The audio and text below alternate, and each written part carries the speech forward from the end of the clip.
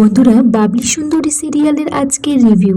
অর্চি বাবলিকে বলে যে বিনায়ক কোমায় চলে গিয়েছে, তার হাতে বেশি সময় নেই। বাবলি তো বিশ্বাস করতে চায় না অর্চির কথা। সে ডাক্তারবাবুর সাথে কথা বলে জানতে পারে বিনায়ক সত্যিই কোমায় চলে গিয়েছে। বাবলির সাথে এখন কোনো রকম ভাবে বিনায়কের দেখা করা যাবে না।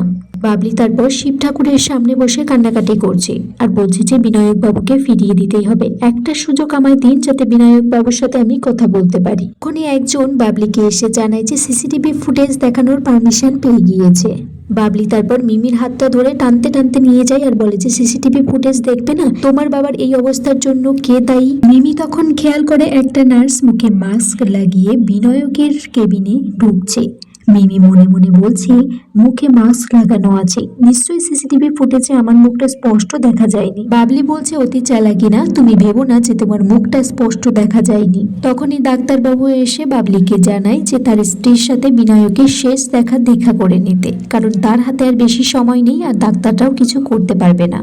বাবলি তারপর বিনায়ককে বলে যে এইভাবে আমাদেরকে ছেড়ে চলে যেতে পারেন না। আপনি যদি এইভাবে ছেড়ে চলে যান, আপনার দুই মেয়েকে কিন্তু আমি অনেক শাস্তি দেব আর আমি অমানুষ হয়ে যাব। বাবলি বলছে আপনি যদি চোখ না খোলেন তাহলে আমি বেবি আর মিমির অবস্থা খুব চরম পর্যায়ে নিয়ে যাব। ডাক্তারবাবু বলে যে আপনার কথা উনি শুনতে পাচ্ছেন না, খালি খালি ওনার বডিটাকে এইভাবে আপনি ঝাঁকাবেন না। বিনায়কের তারপর হাতে সার আসে, সে আস্তে আস্তে হাত দিয়ে বাবলিকে জড়িয়ে ধরে। ডাক্তাররা বলে সত্যি এটা মিরাক্কেল। তারপর দেখা যায় বিনায়ক বাবলিকে ডেকে পাঠিয়েছে। বাবলিকে বিনায়ক ডিভোর্স দিতে চাই, কারণ মিমি তার চোখ খুলে দিয়েছে। অর্চির সাথে যে সম্পর্ক আছে বাবলির,